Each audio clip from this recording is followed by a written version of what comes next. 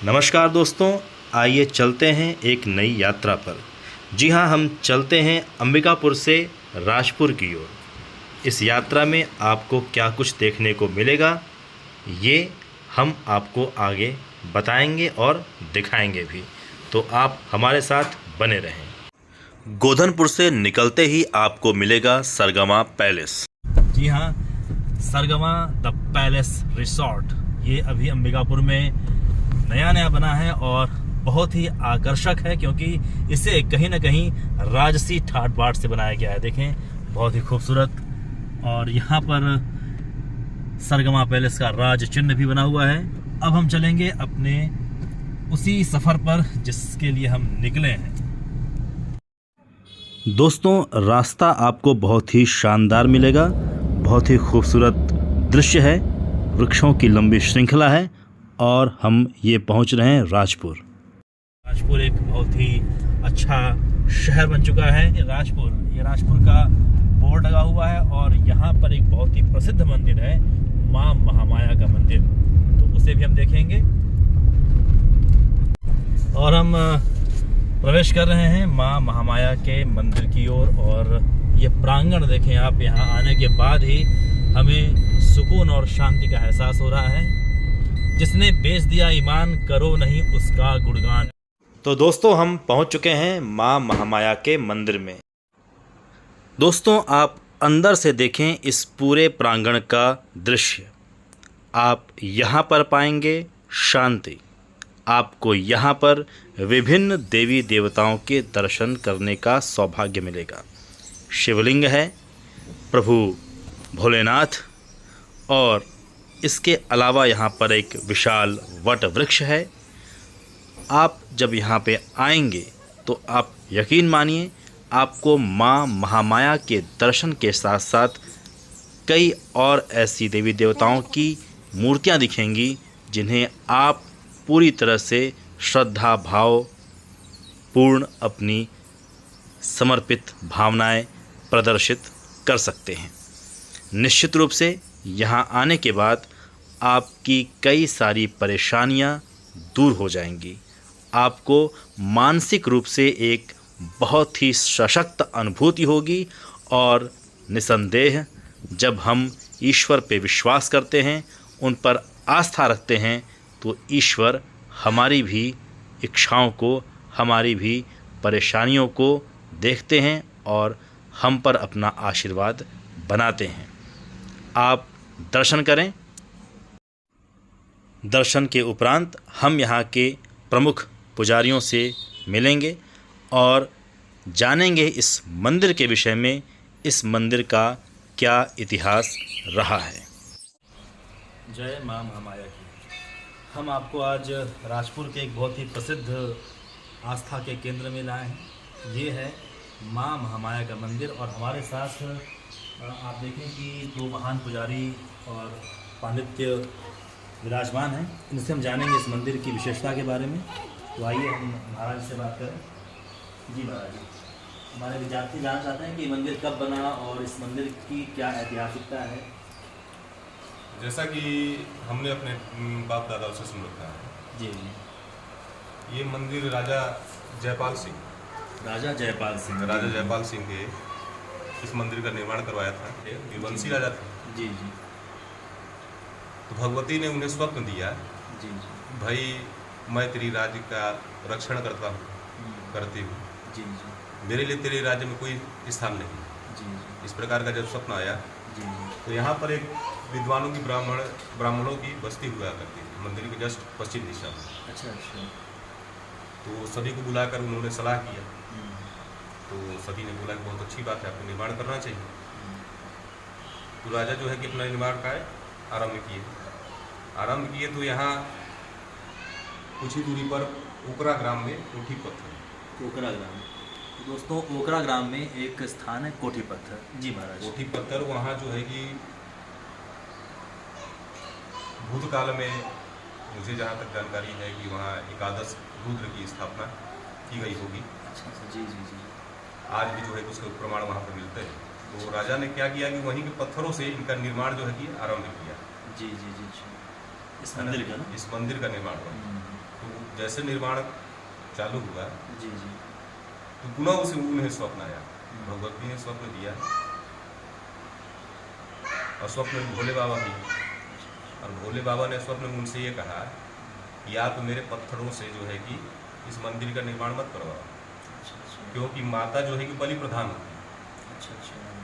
और मैं जो है कि बलि स्वीकार नहीं करता, क्या बात है ना। बिल्कुल। तो मेरे पत्थरों से तुम निर्माण अगर करवाओगे तो मैं तुम्हारा सर्वनाश कर दूंगा। अच्छा। इस प्रकार स्वप्न आया। फिर वो राजा को पता नहीं क्या मति फिर गई, उन्होंने अपना निर्माण कार्य जारी रखा। वो निर्वंशी हो गए। निर्वंशी होने के बाद पश्चात वो कुछ समय के पश्चात इस दुनिया में नहीं रहे होंगे। इस दुनिया में नहीं रहे। जी जी। काफ़ी समय तक ये उनका राज्य जो है कि ऐसे ही पड़ा रहा। तो यहाँ टीएस बाबा के दादाश्री, उन्होंने इस राज्य को अपने संरक्षण में ले लिया जी। और यहाँ पर एक मुनीम भंडारी जी पंडित जी करके फिर उनको यहाँ पे नियुक्त कर दिया गया जी। इस प्रकार की यहाँ का इतिहास है। 70 में हमारे दादा श्री गिरजा शंकर पांडे जी आए थे। आदरणीय श्री गिरजा शंकर पांडे जी ने यहाँ पर एक तरह से पूजन करना शुरू कर दिया विधिवत। जी जी। ये मंदिर इस समय खंडन हो चुका था। जी जी। 70 में आकर उन्होंने पूजा पाठ यहाँ पर शुरू किया। जी जी। प्रसाद बांटते एक दिन गांधी डॉक्टर से उनकी मुलाकात हुई और गांधी डॉक्टर यहाँ पर आए और इस मंदिर का पुनः 72 के आसपास में जीर्णोद्धार किया गया। एक नाम और आपने बताया महाराज, डॉक्टर गांधी, ये नाम आपको ध्यान रहेगा। गांधी जी से जुड़ा हुआ नाम, डॉक्टर गांधी यहाँ पे आए और उन्होंने इस मंदिर को फिर एक तरह से पुनः जीर्णोद्धार करना शुरू किया और कहीं ना कहीं उनके प्रयास से ही ये मंदिर फिर अपने इस रूप में आज पहुँचा है और इस मंदिर को बनाने में यहाँ के व्यापारी संघ का बहुत बड़ा योगदान रहा है। जी जी। तो महाराज यहाँ भी वही जैसे कि हमने मंदिरों में होती है अपनी मनोतियाँ तो मनोते होंगे पूरी होती होगी यहाँ। बिल्कुल बिल्कुल। काफ़ी दूर दूर से यहाँ लोग आते हैं। जी जी। नवरात्र में काफ़ी विशेष प्रकार की सजावट जो है यहाँ पे की जाती है। क्या बात है। काफ़ी बहुतायत मात्रा में यहाँ जो है भीड़ अच्छा अच्छा होती है। आसपास तो मंदिर ही है, सभी की मनोकामना पूरी करते हैं। बिल्कुल बिल्कुल। और दूर दूर से लोग आते हैं। नवरात्रि में ये इसकी खूबसूरती अलग ही होती है, इसकी भव्यता, इसकी आध्यात्मिकता का माहौल उस समय और भी आकर्षक होता है। महाराज जी आपका शुभ नाम? मेरा नाम पंडित राघवेंद्र कुमार पांडे जी। हम ये प्रणाम करते हैं और हमारे साथ एक महाराज जी और जुड़े हुए हैं। महाराज जी आपका शुभ नाम? पंकज मिश्रा। जी। तो अभी आप मुझे बताया कि वहाँ कोठी पत्थर है, उसकी कुछ कोठी पत्थर मंदिर भी बहुत प्राचीन मंदिर है वो। वहाँ पे जितने भी वहाँ शंकर जी का मंदिर है, जितने भी वहाँ शिव जी निकले हुए हैं सब स्वयंभू महादेव है वहाँ। जी जी। खुद से निकले हुए हैं। आज भी वहाँ खुदाई होता है तो शंकर जी वहाँ से निकलते हैं। वहाँ भी 8 शिवलिंग वहाँ स्थित है। यहाँ जस्ट क्रॉस किए ये गेउर नदी। अच्छा, गेहूँ नदी है। गागर नदी आगे जो था। अच्छा, वो गागर। और कोठी पत्थर के नीचे से ही मतलब वही बहते हुए नदी इधर से यहाँ पे पुलिया के से पार हुए हैं। क्या बात है। मतलब प्रकृति की खूबसूरती भी है, आध्यात्मिकता भी वहाँ पे और ऐतिहासिक नगरी है। वहाँ जितना भी पत्थर है सारे पत्थर में कलाकृति है पुराने जमाने की। जी जी जी। हर पत्थर में कुछ ना कुछ चित्रकारी है। क्या बात है। सारे पत्थरों में वो निश्चित रूप से यहाँ पर ऐतिहासिकता का साक्ष्य है। जैसा बताया महाराज कि राजा जयपाल सिंह का गढ़ रहा है और वो गोंड राजा रहे हैं और उनकी ये नगरी रही होगी और वहाँ पर हम यदि खुदाई करते हैं तो हमें यहाँ का एक भव्य इतिहास प्राप्त हो सकता है। बिल्कुल। बहुत अच्छा है। हम लोग की इस यात्रा में ये जगह शुमार नहीं था, लेकिन अब महाराज जी लोग से मिलने के बाद एक जिज्ञासा जाग उठी है कि वहाँ भी जाएं और भगवान भोलेनाथ के दर्शन करें, वहाँ इतिहास को खोजने का प्रयास करें। तो महाराज जी से हम लोग अब आशीर्वाद लेते हैं और चलते हैं कोठी पत्थर की ओर। जय माता दी। जय माता दी। तो दोस्तों, राजपुर से हम जो तिराहा है थोड़ा सा आगे बढ़ेंगे, मुश्किल से 300 मीटर, तो हमको दाएं तरफ मुड़ना होगा। देखिए ये सीसी रोड है और इसी रोड से हम जाएंगे कोठी पत्थर की ओर। मैं बताना चाहूँगा जी जी सर, इस ग्राम का नाम खुटनपारा ग्राम है। तो आप देखें ये वही नदी है जिसे हमने अभी क्रॉस किया था राजपुर आते समय, गेऊ नदी। और गेऊ नदी के तट पर ही है वो महान प्रसिद्ध ऐतिहासिक शिव मंदिर। हम मंदिर के बिल्कुल करीब आ गए हैं। जैसा कि महाराज ने बताया था कि नदी के तट पर ही है मंदिर, तो यहाँ पर नॉर्थ वेस्टर्न GEL चर्च भी है, ओकरा मंडली। जी हाँ, ये एक और पूजन स्थल है और यहाँ एक बहुत खूबसूरत घर बना हुआ है। देखिए क्या बात है, लगातार हम चल रहे हैं और सामने देखें एक और चर्च है, गोस्सनर इवेंजेलिकल लूथरन चर्च, ओकरा, राजपुर जिला, बलरामपुर। तो शायद इस गांव का नाम ओकरा होगा। शिव हमारे साथ हैं, इस गांव से जुड़ी बहुत सी बातें जानते हैं शिव। तो शिव, ये गांव ओकरा है क्या? जी सर, यहाँ इस गांव को ओकरा के नाम से जाना जाता है। तो अभी हम लोग 2 गांव टच कर लिए जी। जब हम राजपुर से दाई दिशा की ओर मुड़े थे तो पहला गांव था कौन सा? खुठनपारा के नाम। खुठनपारा, और दूसरा पड़ गया ये ओकरा, जो कि ओकरा में ही कोठी पत्थर मंदिर स्थित है। अच्छा अच्छा, तो ओकरा में ही कोठी पत्थर मंदिर है। तो आप इसे भी ध्यान रखें। जो सामने एक हमें मंदिर दिख रहा है, इसे जूम करके दिखाएं, क्या वही मंदिर है? जी सर, हल्का हल्का जो कि हमें वीडियो में दिखाई दे रहा है। अच्छा, ओ, तो मतलब मंदिर में आ चुके हैं पूरी तरह से। हमें मंदिर दिख रहा है, हम ये प्रवेश द्वार है मंदिर का संभवतः, तो हमें इसी से मुड़ना होगा। जी सर। गाड़ी जा पाएगी वहाँ? जी सर। ये देखिए यहाँ पर ड्रिप सिंचाई होता है। हमारे साथ बैठे हैं चंदन, हमारे साथ है डमेश्वर और गोवर्धन। तो उन्होंने बताया कि ये ड्रिप खेती होती है, इसमें पानी की बचत होती है। और हम चल रहे हैं अपने मंदिर की ओर। रास्ता थोड़ा सकरा है, बहुत सावधानी से चलना होगा। और सामने ये मंदिर हमें दिख गया और हम कोठी पत्थर के उस प्रसिद्ध मंदिर तक पहुंच चुके हैं। दोस्तों, ये देखें आप मंदिर के अंदर का दृश्य। वास्तव में यहाँ इतिहास होगा। सामने एक मंदिर है, माँ महाकाली का मंदिर है। और ये देखें यहाँ पर लगता है कि यज्ञ भी हुआ होगा। इस तरह की जो बनावट है, यज्ञ वेदी। तो दोस्तों, ये है श्री ओंकारेश्वर शिव मंदिर। हम नंदी जी को प्रणाम करते हैं। ओम नमः शिवाय। जी हाँ, ये भगवान शिव लिंग, उनके पीछे आप देखें सर्प का फण और अंदर में उनके विषय में बताया गया है। साथ ही साथ यहाँ पर जितने ज्योतिर्लिंग हैं उनकी भी तस्वीरें लगाई गई हैं। मंदिर दर्शन के पश्चात आइए चलते हैं इस प्रांगण में बिखरे हुए पत्थरों को तलाशने और उनमें छिपे इतिहास को जानने के लिए।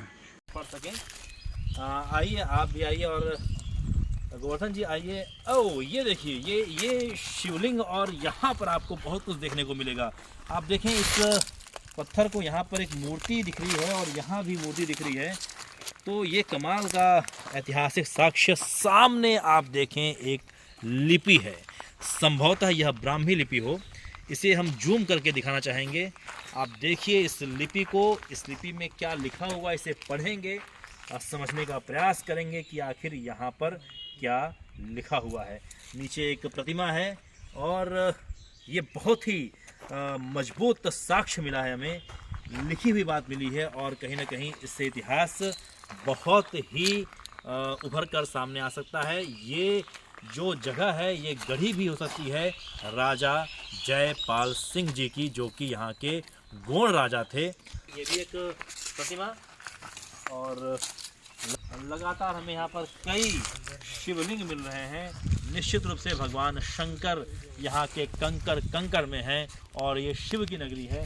आइए आपको दिखाएं, और भी यहाँ भी एक शिवलिंग है। इस तरह से तमाम शिवलिंग हमें दिख रहे हैं यहाँ पर।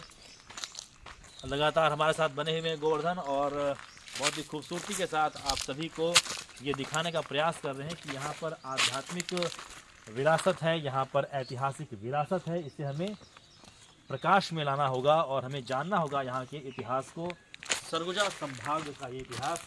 यहाँ हमें एक प्रतिमा दिख रही है, इस प्रतिमा को हम जूम करके आपको दिखाएंगे।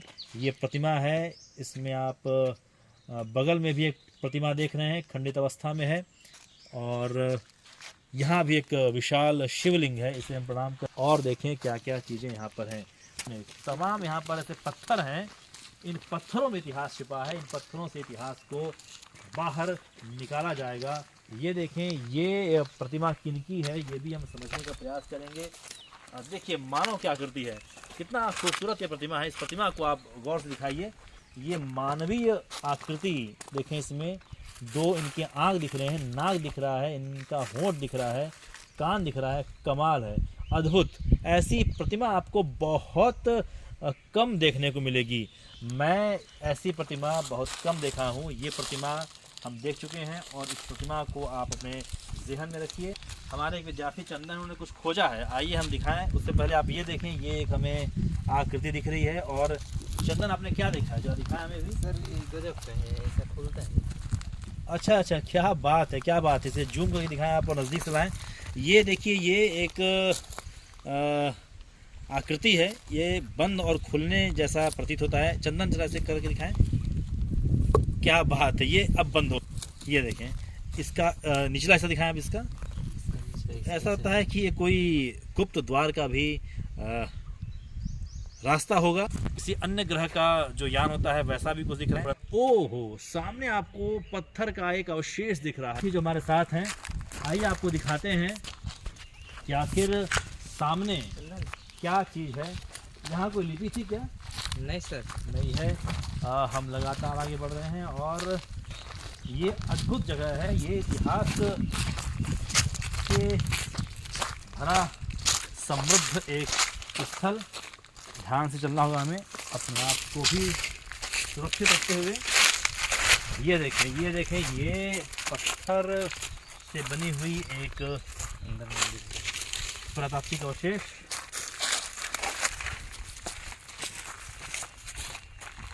ओहो, ये भगवान गणेश प्रवेश द्वार पर, और ये मंदिर का हमें दिख रहा है स्थल। भगवान शिव का ये स्थल, भगवान शिव का यह मंदिर। जलहरी योनि, उस पर शिवलिंग, बगल में त्रिशूल, और ये चारों ओर से आप देख रहे हैं। आने वाले समय में इसे एक भव्य मंदिर का स्वरूप दिया जा सकता है। लेकिन अंदर से आप देखें इस पूरे संरचना को, ये कहीं ना कहीं किसी पुरातात्विक अवशेष धरोहर की हमें जानकारी देते हैं। आइए और कुछ देखते हैं यहाँ पर। यदि कुछ और हमारी निगाहों से बच जाए तो हम पुनः यहाँ आएंगे, लेकिन फिलहाल हम प्रयास करते हैं कि हमें जो कुछ दिख जाए। देखिए, सामने एक और हमें पत्थर दिख रहा है, उस पत्थर पर कुछ आकृति है। तो मैं चाहूँगा कि गोवर्धन उन्हें भी अच्छे से दिखाएं, ज़रा जूम करें, ताकि हमारे जो पुरातत्व प्रेमी हों वो भी समझ सकें कि आखिर ये क्या हो सकता है। इसमें 4 आकृतियाँ हैं। ये जो आप देख रहे हैं, ये एक हिस्सा हो गया, ये दूसरा हो गया, ये तीसरा और ये चौथा। सामने माँ पार्वती चुनरी ओढ़ी हुई इनसे आशीर्वाद देते हैं अपनी अगली यात्रा के लिए। जय माता दी, जय भोलेनाथ।